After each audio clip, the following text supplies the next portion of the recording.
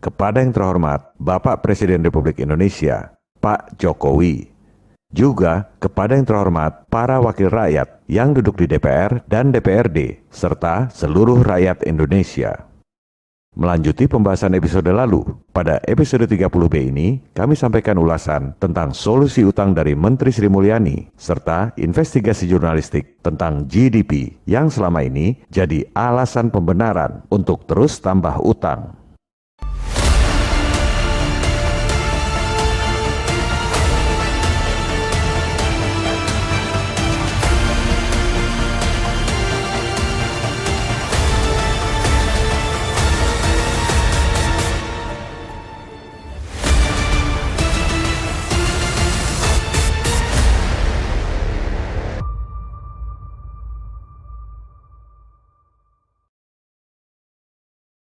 Di saat rakyat semakin miskin akibat pandemi, utang semakin menumpuk dengan bunga yang jauh lebih tinggi dari zaman IGGI di era Orde Baru. Sehingga di APBN 2021 ini dijadwalkan bayar bunga utang 377 triliun. Kalau dilihat dari nilai ekuitas, 377 triliun itu cukup untuk bikin 2 kali bank mandiri setiap tahun. Apakah ada solusi dari Menteri Sri Mulyani untuk meringankan beban pembayaran utang? Mohon izin Pak, kami mau mengkritik pembantu Bapak, Menteri terbaik dunia, kesayangan Pak Presiden. Mbak Ani ini lulusan UI, alma mater saya juga. Tapi beda angkatan jauh, jadi nggak pernah ketemu. Nggak ada motif menyerang secara personal. Yang kami kritisi adalah kebijakannya.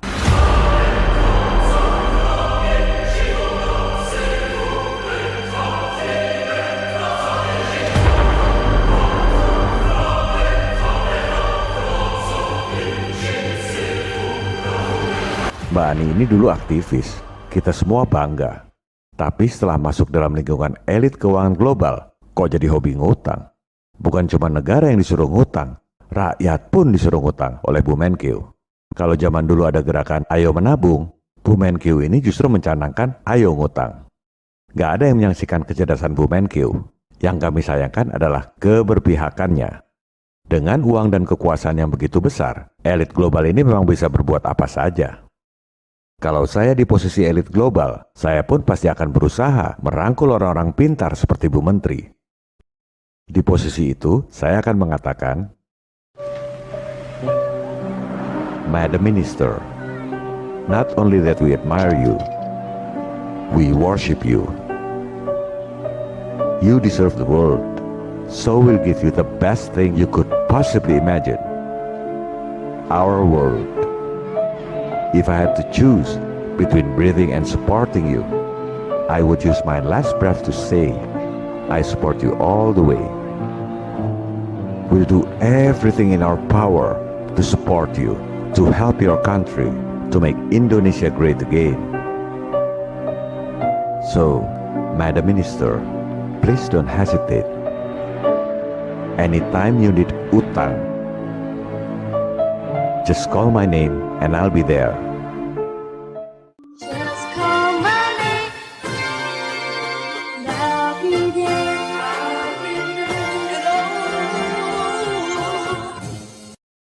Ya jelas saja bisa ngasih utang berapapun yang diminta. Fed dan Wall Street itu kasih utang modal dengkul. Hasil penggandaan uang elektronik di bank-bank komersial lewat sistem fractional reserve. Uangnya nggak pernah dicetak, cuma angka-angka di komputer dan debit kredit di perbankan. Dari situlah mereka bisa kasih utang pada semua negara di dunia. Nggak pakai modal, modalnya cuma kertas bond doang. Itulah hebatnya elit global. You know, when they talk about the elite. The elite. Do you ever see the elite? They're not elite. You're the elite. You are the elite. Sekarang, mari kita lihat apa solusi Menkeu untuk menyelesaikan utang. Kita dengar dulu apa yang dikatakan oleh Bu Menkeu untuk kemudian kita analisis bersama. Dan setiap kali ada utang jatuh tempo kita selalu bisa bayar melalui apa yang disebut revolving. Dan kalau semakin kecil berarti exposure-nya makin kecil. Makanya debt to GDP ratio walaupun undang-undang membolehkan sampai 60, Kementerian Keuangan itu membuat rule sendiri jauh di bawah, yaitu separuhnya. Tidak boleh ngelebihin 30%. Kedua, Kita harus ngumpulin pajak, bener, tapi tidak untuk bayar utang saja, tapi untuk menyelesaikan, untuk membuat ekonomi kita makin baik fasilitasnya, sehingga ekonomi makin maju, GDP-nya makin gede, utangnya relatif makin kecil. Kita bisa ngumpulin pajak untuk bayar utang juga. Ketiga, ya kita awasi belanja negara. Kalau kita membelanjakan 2.200 triliun, tapi dia tidak menjadi apa-apa, apakah itu sekolah, kesehatan, apakah itu infrastruktur, apakah itu untuk kemiskinan, kita harus sebagai netizen, saya kepengen, ya netizen itu, mari sama-sama saya, kita melototin 2.200 itu, kita cari itu di mana dia. Katanya kan mereka well connected. Sesuai judul wawancara, begitulah rencana strategis pemerintah untuk bayar utang. Semua yang dikatakan Bu Menkyu itu betul, sesuai teori-teori yang diajarkan oleh Nekolim. Jadi, kalau ini ujian kuliah, nilainya excellent, highest distinction. Bahasa Yunaninya summa cum laude. Untuk materi kuliah, ajaran Nekolim. Tapi, kecerdasan itu bukan tahu segala hal tanpa mempertanyakan, melainkan justru mempertanyakan segala hal yang kita pikir kita tahu. Doktrin pendidikan global ini hanya mencetak sarjana, termasuk para dokter, profesor, pakar yang hampir semuanya cuma pinter textbook, sesuai teori yang diajarkan oleh otoritas global. Nggak ada yang mempertanyakan sistem untuk mencari kebenaran. You want answers! I want the truth! You can't handle the truth! Sekarang kita gali kebenaran atau ketidakbenaran solusi pembayaran utang yang disampaikan oleh Bu Menkyu tadi. Pertama, bahwa utang kita itu masih aman. Ini aman buat siapa? Aman buat rakyat atau aman buat para elit asing, si pemberi utang? Soalnya tadi disebut aman karena selalu bisa bayar utang saat jatuh tempo. Itu adalah idaman elit global. Bagi mereka, paling ideal kalau ada pejabat di pemerintahan yang bisa memastikan bayar utang tepat waktu. Kemudian disebut soal revolving. Ada banyak model revolving credit facility. Yang paling sederhana, model kartu kredit. Dikasih plafon utang, bisa ditarik atau digunakan kapan aja, selama nggak mentok plafon. Yang penting bayar bulanan. Nah, kalau fasilitas seperti ini digunakan buat bayar utang, namanya gali lubang tutup lubang. Atau model lain lagi, dari revolving credit. Misalnya, rakyat dikasih kredit 100 juta rupiah. Tiap bulan cuma bayar bunganya doang, katakan sejuta. Setelah 12 bulan, dilunasi yang 100 juta, langsung diperpanjang, kasih kredit lagi 100 juta. Jadi cuma plus-plus doang. Itu adalah idaman para pengusaha kurang modal. Utang terus-terusan. Pengusaha yang punya modal pasti nggak mau. Sama juga kerja buat bank. Bayar bunga, taruhlah 12%. Emang laba bersihnya berapa? Udah kegerus buat bank. Apalagi revolving, perpanjang utang terus. Cuma kerja buat para bankir. Mending saya dagang rokok aja, Pak.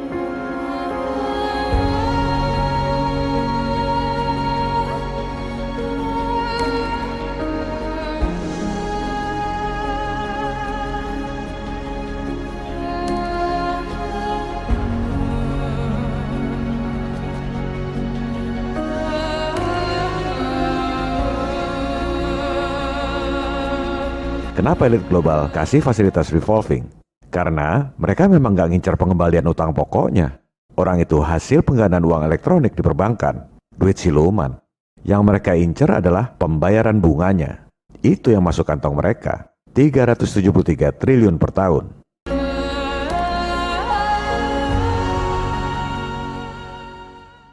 Kemudian, aman karena rasio GDP atau PDB.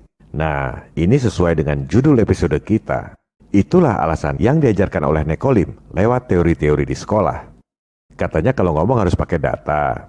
Oke, sekarang kita, rakyat jelata, tukang beca dan tukang sayur, kasih bukti data yang tak terbantahkan bahwa rasio GDP adalah alasan palsu supaya kita utang terus. Kita lihat data publik. GDP per kapita Indonesia $4.135. Artinya apa? Kita kurskan dulu, asumsi 14.200 sama dengan 58,7 juta rupiah per tahun. Kita bagi 12. Jadi, berdasarkan data resmi, pendapatan penduduk di Indonesia itu rata-rata 4,8 juta rupiah per penduduk per bulan. Tapi kan di rumah itu nggak semua orang kerja. Taruhlah yang kerja suami, punya 2 istri dan 1 anak. Kebalik, punya 1 istri dan 2 anak. Berarti dianggap pendapatannya 19,5 juta rupiah per bulan per keluarga. Coba lihat saudara-saudara kita di Papua. Apa pendapatannya 19,5 juta rupiah per bulan per keluarga? Atau saudara-saudara kita di NTT, apakah pendapatannya 19,5 juta rupiah per bulan per keluarga?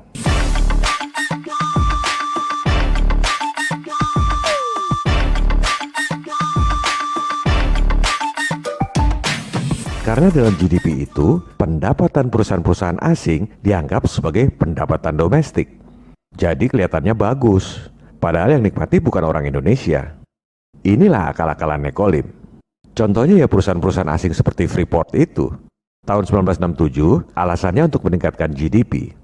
Memang benar GDP naik, tapi itu indikator palsu, karena yang nikmati ya dia-dia lagi. GDP seolah-olah tinggi, padahal rakyatnya tetap miskin. Apakah bangsa kita bodoh? Apakah kita tidak mempunyai elit yang bisa berpikir? Ataukah bagaimana sebetulnya?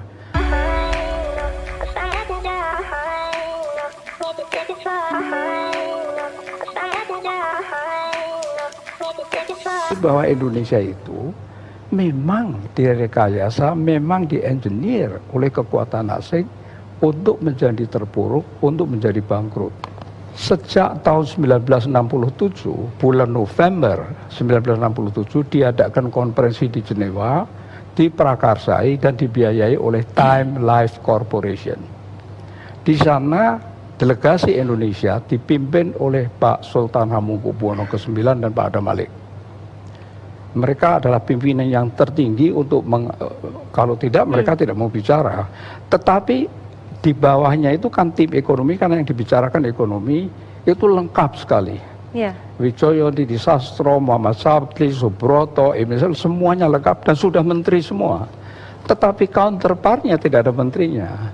Counterpartnya itu Bank Dunia, IMF, Bank Pembangunan Asia, dan pengusaha-pengusaha besar raksasa di bawah pimpinan David Rockefeller.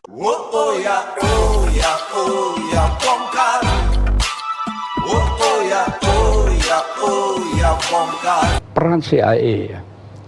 CIA mempunyai salah satu pemimpin wanita yang namanya, atau eksekutif wanita yang namanya Claudia Martin.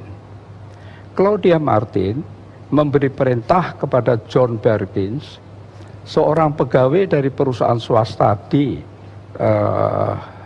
Portland, yang namanya perusahaan itu Main, MIN. Tapi itu cuma kedok. Dia adalah agen CIA yang diperintah oleh Claudia Martin untuk pergi ke Indonesia dan menciptakan proyek sangat besar dengan pembiayaan dengan utang. Berikan justification atau pembenaran bahwa proyek itu sangat penting. Kalkulasikan untung yang sebesar-besarnya, bangkrutkan Indonesia setelah semua utang kembali kepada perusahaan-perusahaan Main, Bechtel, Halliburton, Stone and Webster, dan Brown and Root. Katakan bahwa proyek ini akan meningkatkan PDB tanpa peduli siapa yang menikmati. Katakan juga bahwa PDB bisa naik oleh satu proyek saja yang besar. Oleh karena definisinya memang demikian. Berikutnya, solusi dari Bu Menkeu adalah pajak. Ini yang dari awal kita bicarakan. Rakyat disuruh kerja keras, dipajaki tinggi buat bayar utang pada para bankir asing yang kaya raya. Padahal sebenarnya tanpa utang pun kita mampu biaya pembangunan. Kita jangan ngomong rasio-rasio GDP palsu itu. Kita lihat aja angka nominalnya. APBN 2021 bayar bunga utang 373 triliun rupiah per tahun. Siapa yang mau bayar? 373 triliun itu cukup untuk ekuitas bikin 2 kali bank mandiri setiap tahun. Dibakar tiap tahun. 373 triliun itu cukup untuk membiayai APBD DKI Jakarta selama 4 tahun. Dibakar tiap tahun. Kalau ada pemuja utang yang bilang bahwa ngutang itu wajar, jangan ngomong doang. Coba bayar 1/4 jutanya aja, 373 juta tiap tahun. Mau? Saya sih nggak mau, makanya protes. Atau para pemuja utang itu bayar 1/10 jutanya deh, 37,3 juta rupiah tiap tahun. Mau nggak? Saya sih nggak mau, karena memang sebenarnya kita nggak perlu ngutang. Kita mampu biayai sendiri pembangunan. Kita akan bahas di episode 31 mendatang. Solusi ketiga dari Bu Menkyu, rakyat suruh pelototi penggunaan APBN. Loh, itu bukan tugas rakyat. Masa pejabat yang pada korupsi anggaran, rakyat yang disuruh pelototin? Rakyat sudah lapar, Bu. Kerja susah, cari duit susah, bernapas pun dibikin susah, disuruh pakai masker. Masa masih disuruh pelototin anggaran? Ngono ya ngono, ning ojo ngono. Kami berharap orang-orang secerdas Bu Sri Mulyani bisa memberi solusi konkret yang pro rakyat, bukan pro utang pada elit keuangan global. Dari ketiga hal tersebut, jelas sekali kelihatan bahwa Bu Menteri nggak punya solusi. Kami akan sampaikan solusi pembayaran utang 6.000 triliun dalam sehari pada episode 31 mendatang. Ada sebagian pemirsa yang nanya, apakah solusinya menggunakan MMT atau SWF? Sebagian pemirsa malah lebih tendensius. Oh, itu sejalan dengan MMT dan SWF. Nyetak duit sendiri dengan menjaminkan sumber daya alam.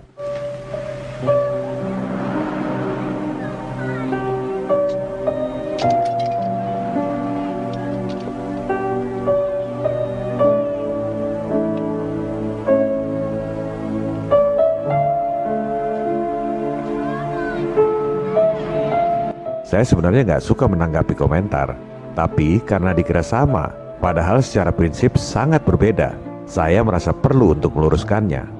Pertama, menerbitkan uang sendiri itu bukan berarti MMT. Presiden Soekarno sudah terbitkan uang sendiri di tahun 1945. Coba lihat siapa yang tanda tangan. Menteri Keuangan, bukan Bank Sentral. Nyetak duit sendiri itu nggak ada hubungannya dengan MMT. Presiden Kennedy terbitkan uang sendiri tahun 1963 melalui Executive Order. Mungkin kalau di sini Perpres atau Perpu. Nggak ada hubungannya dengan MMT. Nggak perlu gembar-gembor teori baru. Praktek itu justru diam-diam. Uang dolar yang diterbitkan oleh Bank Sentral Swasta Fed, capnya warna hijau. Tulisannya Federal Reserve Note. Uang dolar yang diterbitkan oleh Kennedy tahun 1963 itu capnya warna merah. Tulisannya United States Note. Nanti dibilang Bung Karno dan JFK ikut-ikut MMT. Maaf ya, itu komentar yang kurang cerdas karena kurang wawasan. Kedua, SWF itu sudah dijalankan oleh Presiden Jokowi. Malah sudah ditunjuk CEO-nya, Dirut Bank Permata. SWF atau Sovereign Wealth Funds adalah investasi milik pemerintah pada produk-produk keuangan yang dibuat oleh elit global. Itu definisi yang benar. SWF nggak ada hubungannya dengan menjaminkan sumber daya alam. Coba pemirsa nanya ke Pak Wirakusuma, CEO SWF Indonesia. Pak, SWF itu menjaminkan sumber daya alam buat nyetak duit ya? Pasti Anda diketawain. Sekolah di mana, Dek? Pasti bukan pemain di dunia perbankan dan keuangan. Saya nggak menentang kalau ada yang mau bikin teori baru. Silakan aja. Tapi, kalau bikin teori sendiri, jangan gunakan definisi baku yang artinya sama sekali beda. Kasihan nanti rakyat jadi bingung. Populer di kalangan awam yang nggak ngerti moneter, tapi begitu diskusi dengan para pemain di dunia perbankan dan keuangan, jadi bahan tertawaan, karena definisinya beda sama sekali. Ketiga, Wall Street kasih utang pada Indonesia itu modal dengkul, duit siluman. Masa dibayar dengan menjaminkan harta warisan anak cucu? Itu karena nggak ngerti bahwa Wall Street bisa kasih utang 6.000 triliun tanpa jaminan apa-apa. Karena nggak ngerti, lantas kasih usulan jaminkan sumber daya alam buat bayar utang siluman. Menurut saya sih nggak masuk akal, tapi terserah. Jika menurut Anda masuk akal ya silakan aja. Kalau gitu, episode mendatang kita pecah saja. Episode 31 tentang utang siluman Wall Street. Supaya pemirsa, para wakil rakyat yang duduk di DPR dan DPRD paham betul permainan yang sesungguhnya. Kalau sudah paham permainan yang sebenarnya, baru kita bicara solusi yang efektif. Pada episode 31 nanti, kita akan sama-sama melihat perlu MMT atau tidak, perlu SWF atau tidak, perlu jaminkan sumber daya alam apa tidak. Baru kemudian di episode 32, kita membahas tentang solusi bayar utang 6.000 triliun dalam sehari. Bukan dengan teori-teori akademis seperti MMT dan lain-lain, melainkan lewat praktek yang hanya diketahui oleh para pemain di lapangan. Viva Republik Indonesia, salam people power. Oh ya, oh ya, oh ya, bongkar. Oh ya, oh ya. apa